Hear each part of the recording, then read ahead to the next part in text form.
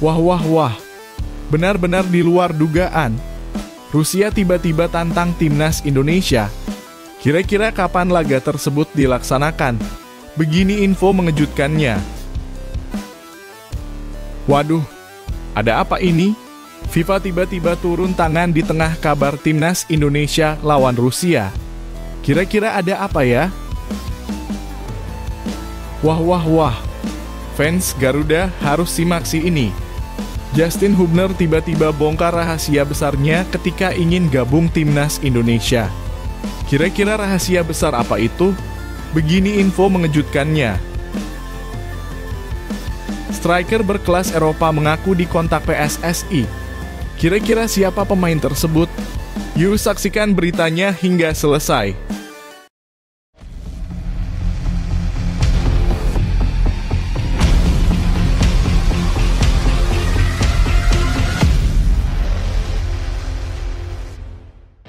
Mohon subscribe channel Timnasku Indonesia agar tidak ketinggalan informasi Timnas Indonesia.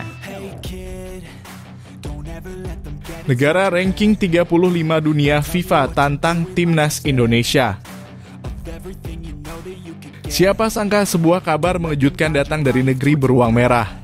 Negara dengan peringkat ke-35 dunia versi FIFA, Rusia, secara resmi menyampaikan niatnya untuk menantang timnas Indonesia dalam laga uji coba internasional.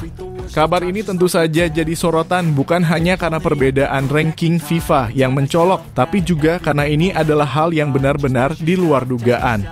Wakil Perdana Menteri Rusia Denis Manturov secara langsung menyampaikan rencana ini dalam sebuah pernyataan resmi. Ia mengatakan bahwa ada rencana untuk menggelar pertandingan persahabatan antara tim nasional Rusia dan Indonesia. Sayangnya, belum ada tanggal resmi yang diumumkan. Namun hanya dengan adanya pernyataan ini saja, sudah cukup membuat publik sepak bola nasional dan internasional tercengang.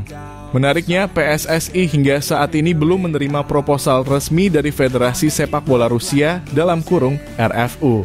Hal ini wajar mengingat timnas Indonesia tengah fokus dalam perjuangan berat di putaran ketiga kualifikasi Piala Dunia 2026 zona Asia, yang menjadi momen penting dalam sejarah perjalanan Garuda. Lalu kapan kira-kira laga epik ini bisa benar-benar terwujud? Jika melihat kalender FIFA, ada kemungkinan pertandingan ini digelar pada FIFA Matchday bulan September, Oktober, atau November 2025. Namun semuanya tergantung pada hasil timnas Indonesia di kualifikasi. Jika Garuda lolos ke putaran keempat, maka uji coba kemungkinan besar batal karena jadwal yang padat. Tapi jika amit-amit gagal melaju, laga lawan Rusia bisa segera dijadwalkan. Meski begitu, penting dicatat bahwa Rusia tidak bisa ikut kompetisi resmi FIFA maupun UEFA karena masih terkena sanksi buntut konflik dengan Ukraina. Meski begitu, mereka masih diperbolehkan menggelar laga uji coba internasional. Dan jangan salah, Rusia bukan lawan sembarangan. Negara ini pernah jadi tuan rumah Piala Dunia 2018 dan dikenal punya skuad dengan fisik kuat, teknik tinggi, serta pengalaman bermain di level tertinggi. Bandingkan saja Rusia peringkat ke-35 dunia, sedangkan Indonesia masih di posisi ke-123. Perbedaan yang jelas bukan? Jika pertandingan ini benar-benar terjadi, ini akan jadi salah satu laga terbesar dalam sejarah sepak bola Indonesia. Bukan cuma soal gengsi, tapi ini juga peluang emas bagi Garuda untuk belajar dan mengukur sejauh mana kemampuan kita di panggung dunia.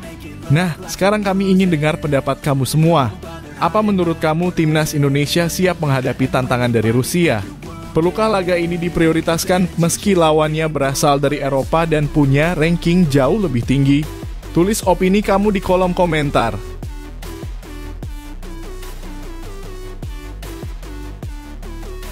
FIFA tiba-tiba turun tangan di tengah kabar timnas Indonesia lawan Rusia. Di tengah gegap gempita, kabar mengejutkan bahwa timnas Indonesia berpeluang menghadapi Rusia, negara peringkat ke-35 dunia FIFA dalam laga uji coba internasional. Publik tanah air kembali dibuat terbelalak. Namun kali ini kejutan datang bukan dari lawan yang ditantang, melainkan dari FIFA sendiri. Tanpa banyak sinyal sebelumnya, FIFA secara resmi mencoret nama wasit asal Oman, Ahmed Al-Kaf, dari daftar resmi wasit yang akan bertugas di Piala Dunia Antar Klub 2025. Keputusan ini langsung menjadi sorotan besar.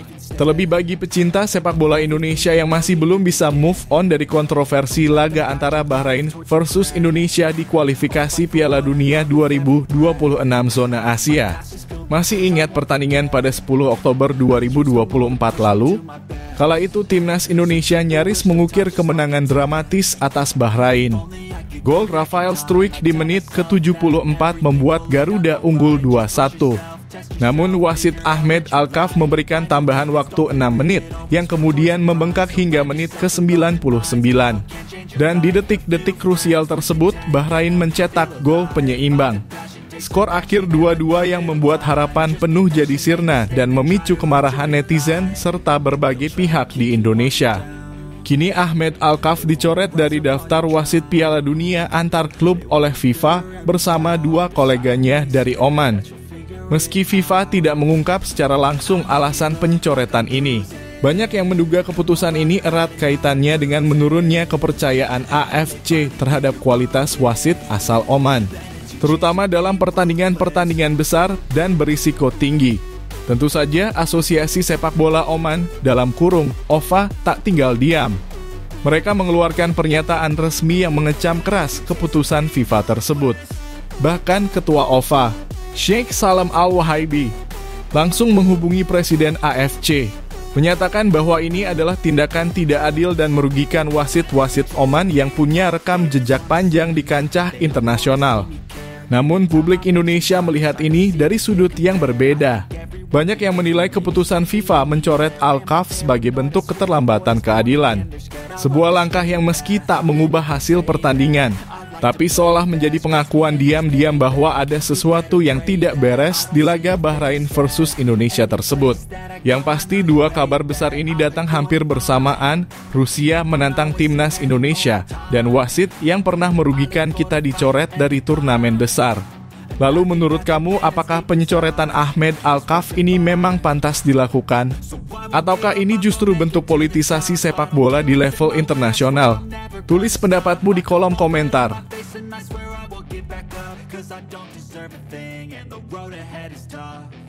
Rahasia besar Justin Hubner saat diminta bela timnas Indonesia diungkap. Publik sepak bola Indonesia kembali dibuat terkejut, bukan oleh aksi brutal atau selebrasi heboh, melainkan oleh pengakuan jujur dan belak-belakan dari Justin Hubner, sosok bek tangguh yang kini jadi andalan di lini pertahanan timnas Indonesia. Siapa sangka di balik proses panjang naturalisasi yang ia jalani, ternyata ada satu syarat nyeleneh tapi penuh makna yang sempat diajukannya kepada PSSI. Dan syarat itu benar-benar di luar dugaan. Dalam sebuah wawancara eksklusif di kanal YouTube Sport 77 Official, pemain yang dijuluki preman oleh fans karena gaya mainnya yang ngotot dan keras ini akhirnya buka suara. Dengan gaya santai dan senyuman khasnya, Justin mengaku bahwa ia pernah meminta nomor punggung 10 saat bergabung dengan timnas Indonesia. Iya, kamu nggak salah baca nomor 10. Sebuah angka yang selama ini dikenal sebagai milik para maestro lapangan tengah, striker house goal, atau pemain kunci penuh kreativitas. Tapi Justin Hubner, ia seorang bek tengah posisi yang biasanya identik dengan nomor punggung 3, 4, atau 5. Namun bagi Justin, nomor 10 adalah simbol kepercayaan diri dan tekad untuk tampil luar biasa, bahkan dari lini pertahanan. Tempat terbaik adalah bermain di nomor 10, ucap Justin sambil tersenyum dalam wawancara tersebut. Permintaan itu awalnya terdengar seperti candaan, tapi ternyata Justin benar-benar memakainya saat berlaga di Piala Asia U20 2024 dan penampilannya memang memukau. Meski Indonesia gagal melaju ke Olimpiade, banyak pujian mengalir untuk performa Justin baik dari media, pelatih, hingga para supporter. Syarat unik ini pun memunculkan banyak reaksi dari fans. Ada yang geli, ada yang kagum, dan banyak juga yang menganggap permintaan tersebut sebagai bentuk keyakinan Justin bahwa setiap pemain berhak jadi bintang, apapun posisi mereka di lapangan. Lebih dari sekadar angka di punggung, kisah Justin Hubner ini menunjukkan betapa besar kecintaannya terhadap timnas Indonesia dan bagaimana ia ingin memberikan sesuatu yang berbeda baik dari permainan maupun simbol yang ia bawa. Nah, bagaimana menurut kamu? Apakah nomor punggung 10 pantas dikenakan oleh seorang bek seperti Justin Hubner? Apakah ini hanya gaya atau justru menunjukkan karakter seorang pemimpin sejati?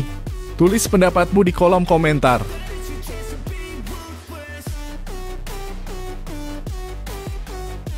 Ingin total lawan Manchester United, Kim Sak-sik sampai mengemis pemain andalan. Kabar mengejutkan datang dari dunia sepak bola Asia Tenggara. Kali ini, pelatih ASEAN All-Star sekaligus pelatih timnas Vietnam, Kim Sang-sik, dikabarkan menuntut timnas Indonesia untuk mengirimkan pemain terbaiknya ke laga akbar melawan Manchester United yang akan digelar pada Rabu, 28 Mei 2025. Kabar tersebut tentu membuat publik tanah air geger, apalagi menyangkut nama bintang seperti Jay Itzes, Tom Haye, dan Ole Romani.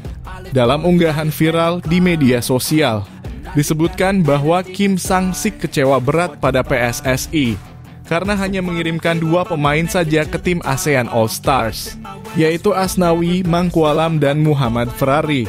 Pelatih asal Korea Selatan itu dikabarkan merasa laga melawan Manchester United adalah pertandingan bergengsi yang seharusnya direspon serius dengan menghadirkan kekuatan penuh dari negara-negara ASEAN, termasuk Indonesia.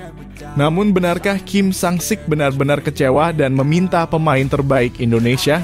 Ternyata semua itu hanyalah hoax. Faktanya Kim Sang-sik tidak pernah menyatakan kekecewaan ataupun protes secara resmi kepada PSSI. Hingga saat ini ia tidak mempermasalahkan siapa saja yang bergabung ke skuad ASEAN All-Stars. Justru ia fokus meracik strategi terbaik dari pemain yang tersedia demi memberikan pertarungan menarik melawan raksasa Inggris Manchester United. Untuk diketahui, laga ASEAN All-Stars versus Manchester United akan berlangsung di Stadion Bukit Jalil, Kuala Lumpur, dan menjadi bagian dari tur pramusim MU di Asia Tenggara. Sejumlah nama dari berbagai negara ASEAN sudah dipanggil dengan total 17 pemain sejauh ini. Namun bukan hanya Indonesia yang mengirimkan skuad terbatas, Thailand dan Malaysia pun melakukan hal serupa. Thailand hanya menyumbang 3 pemain biasa tanpa kehadiran bintang seperti Chanatip Songkrasin. Malaysia juga tidak menurunkan Arif Aiman dan Dion Cho Ols, 2 pemain yang bersinar di AFC Champions League Elite. Satu-satunya negara yang mengirim pemain utama adalah Vietnam karena berdekatan dengan jadwal laga mereka di kualifikasi Piala Asia. Keputusan Indonesia untuk tidak mengirim pemain kunci juga cukup masuk akal. Para pemain andalan saat ini sedang dipersiapkan untuk 2 laga krusial kualifikasi Piala Dunia 2026 melawan Cina dan Jepang di bulan Juni nanti.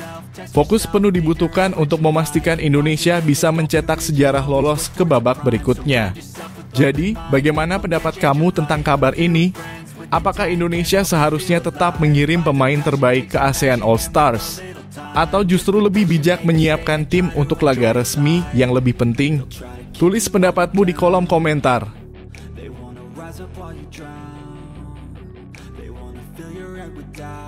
Striker berkelas Eropa mengaku telah dikontak PSSI. Kabar mengejutkan datang menjelang laga krusial timnas Indonesia melawan Cina dalam lanjutan kualifikasi Piala Dunia 2026 pada bulan Juni mendatang. Di tengah isu bahwa PSSI tidak akan mendatangkan pemain baru, tiba-tiba muncul pengakuan dari seorang striker keturunan Indonesia yang bermain di Eropa bahwa ia telah dihubungi langsung oleh pihak PSSI. Ya, nama itu adalah Daan Zandbergen. Daan Zandbergen, striker berusia 23 tahun yang kini membela V3 Venlo di kasta kedua Liga Belanda Eerste Divisie.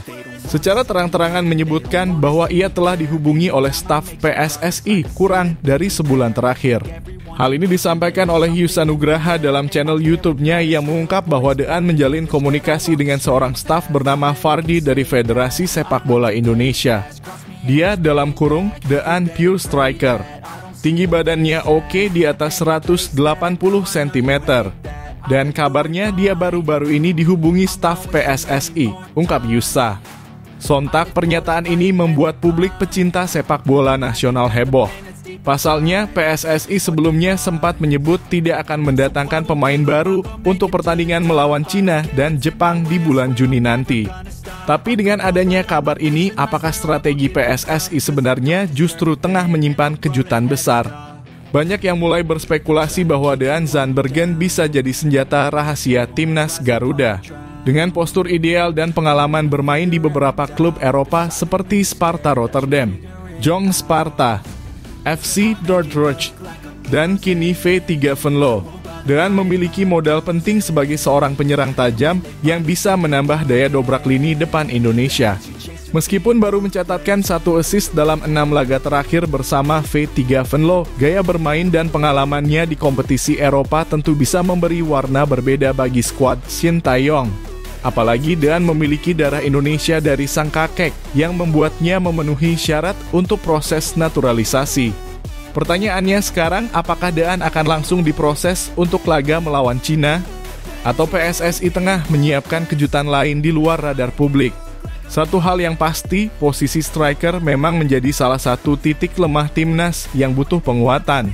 Kalau kabar ini benar, maka Dean Zandbergen bisa jadi potensi besar yang selama ini kita cari. Gimana menurut kamu? Apakah PSSI harus segera mempercepat proses naturalisasi Dean dan memainkannya lawan Cina? Atau lebih baik dia dipersiapkan untuk jangka panjang?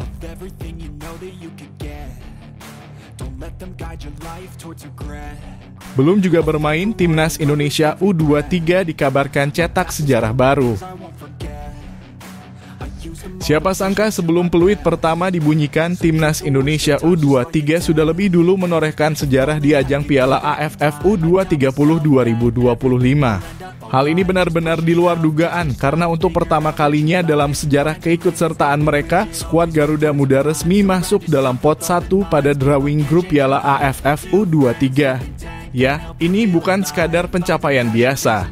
Masuknya Indonesia ke pot 1 berarti mereka kini dipandang sebagai kekuatan utama di kawasan Asia Tenggara di level U23.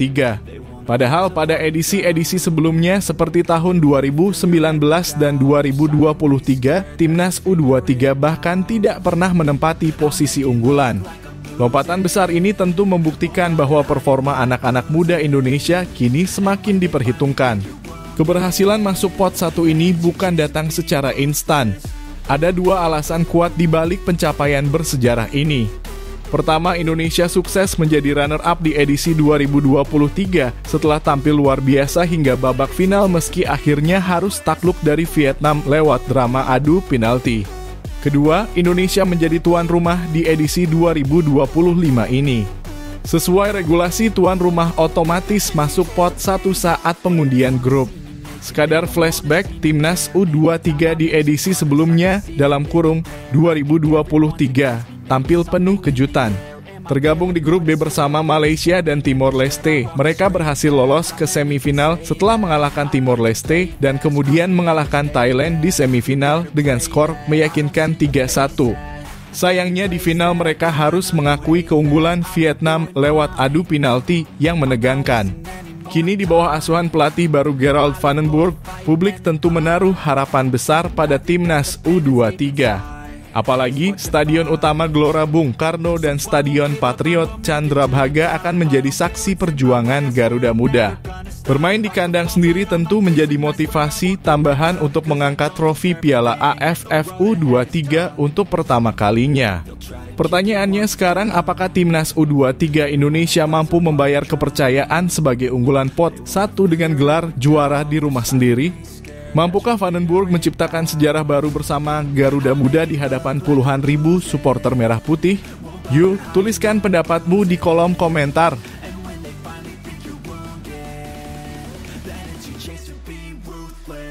Harapan berkelas Erick Thohir untuk timnas Indonesia. Ketua Umum PSSI Erick Thohir menyimpan harapan besar bagi masa depan timnas Indonesia.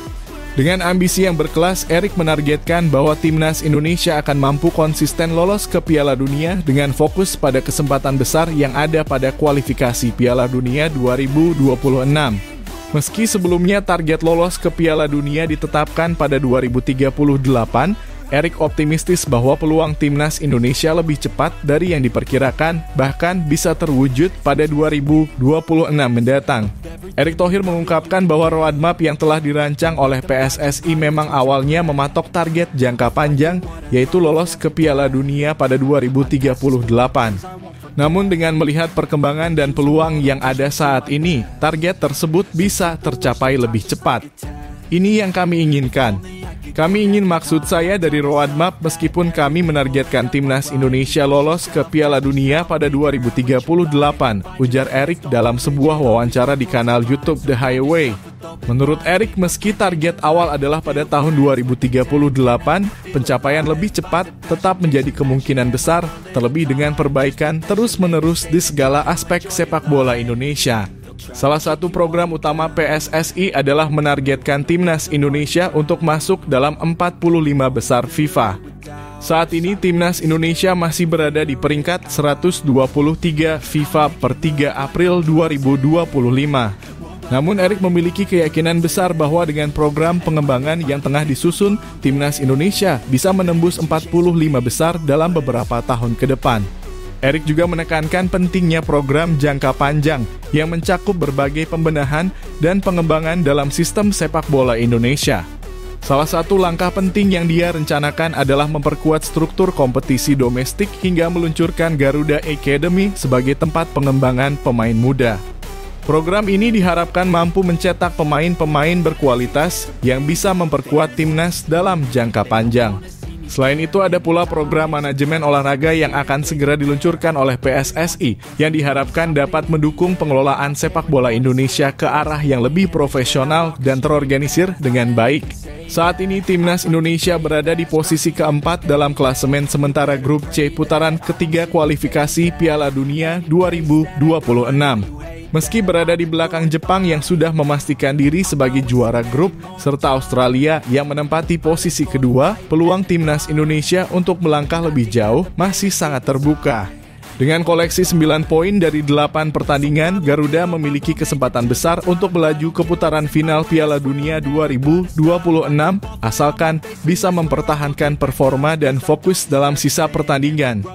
Erick Thohir menegaskan bahwa jalan menuju Piala Dunia 2026 bukanlah hal yang mustahil. Inilah mengapa kita membutuhkan seluruh program ini yang harus ditetapkan mulai sekarang, ujar Erick yang berkomitmen untuk menggenjot perkembangan sepak bola Indonesia ke arah yang lebih profesional. Jika berhasil melaju ke putaran keempat atau kelima dalam kualifikasi Piala Dunia 2026, timnas Indonesia berpeluang semakin dekat dengan impian besar mereka tampil di Piala Dunia. Harapan Erick Thohir sangat berkelas dan realistis, mencerminkan keyakinan akan potensi timnas Indonesia untuk berkembang. Tidak hanya berfokus pada kualifikasi Piala Dunia, tetapi juga membangun fondasi yang kuat melalui pengembangan pemain dan manajemen sepak bola yang lebih profesional. Semua langkah ini diharapkan dapat membawa Indonesia ke level sepak bola dunia yang lebih tinggi, serta menciptakan atmosfer kompetisi yang semakin berkualitas dan menghasilkan pemain-pemain terbaik.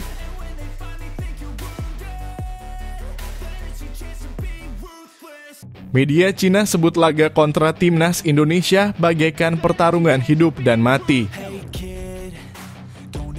Laga antara timnas Indonesia dan Cina di kualifikasi Piala Dunia 2026 zona Asia diprediksi akan menjadi salah satu pertandingan yang penuh tekanan. Tidak hanya bagi kedua tim, tetapi juga bagi seluruh pendukungnya. Bagi media Cina, pertandingan ini bahkan dianggap sebagai pertarungan hidup dan mati bagi timnas mereka. Menurut laporan media ternama Cina, Sohu, laga ini sangat penting karena dapat menentukan nasib timnas Cina di masa depan, terutama dalam upaya mereka untuk lolos ke babak play-off Piala Dunia. Dilansir pada Sabtu 19 April 2025, media tersebut menyebutkan bahwa pertandingan antara timnas Indonesia kontra Cina yang akan digelar pada Kamis, 5 Juni 2025. Di Stadion Utama Gelora Bung Karno SUGBK Jakarta menjadi sangat krusial. Sohu mengingatkan jika Cina gagal meraih kemenangan dalam laga ini, maka peluang mereka untuk lolos ke putaran selanjutnya akan semakin tipis. Tidak hanya itu, setelah laga melawan Indonesia, Cina juga akan menghadapi timnas Bahrain pada 10 Juni 2025. Keduanya menjadi pertandingan yang sangat menentukan apakah Cina akan bertahan atau tersingkir dari kualifikasi Piala Dunia 2026. Pertandingan ini bisa dibilang sebagai pertarungan kunci bagi Cina mengingat posisi mereka yang saat ini masih terjebak di dasar klasemen grup C dengan hanya meraih 6 poin dari 8 laga. Dalam situasi seperti ini, kekalahan atau hasil imbang akan membuat peluang mereka untuk melangkah lebih jauh semakin sulit. Bahkan timnas Cina saat ini merupakan salah satu tim yang paling banyak kebobolan dengan total 19 gol, serta hanya mampu mencetak 6 gol sepanjang kualifikasi. Cina juga tengah menghadapi masalah cedera pada pemain kunci mereka, Wu Lei, yang merupakan kapten sekaligus striker utama mereka. Pemain berusia 33 tahun itu telah absen dalam 4 laga terakhir akibat cedera dan belum memberikan kepastian kapan akan kembali ke tim. Kondisi ini menambah beban berat bagi pelatih Branko Ivankovic dalam merancang strategi. Sou melaporkan bahwa jika cedera Wu Lei tidak kunjung membaik, Ivankovic kemungkinan akan menurunkan striker muda Wang Yudong yang tampil cemerlang di Liga Super Tiongkok. Meskipun Wang Yudong baru berusia 18 tahun, ia sudah menunjukkan kualitasnya dengan mencetak 3 gol dan 1 assist bersama timnya, Zhejiang. Namun, tekanan besar berada pada timnas Indonesia. Dengan posisi mereka yang berada di peringkat keempat dengan koleksi 9 poin, Indonesia memiliki peluang lebih besar untuk lolos ke fase selanjutnya. Dengan dukungan penuh dari para supporter di SUGBK, Indonesia tentu akan berusaha semaksimal mungkin untuk meraih hasil maksimal. Pertandingan ini tidak hanya penting bagi Cina, tetapi juga bagi Indonesia untuk memastikan langkah mereka menuju babak berikutnya. Laga ini jelas akan menjadi duel yang sangat seru dan menegangkan, baik untuk pendukung timnas Indonesia maupun Cina. Kemenangan atau kekalahan bisa menentukan nasib kedua tim dalam perjalanan mereka di kualifikasi Piala Dunia 2026. Jadi, bagaimana menurut kalian? Apakah timnas Indonesia bisa meraih kemenangan besar atau Cina akan berhasil bangkit di laga yang sangat penting ini? Tulis pendapatmu di kolom komentar di bawah.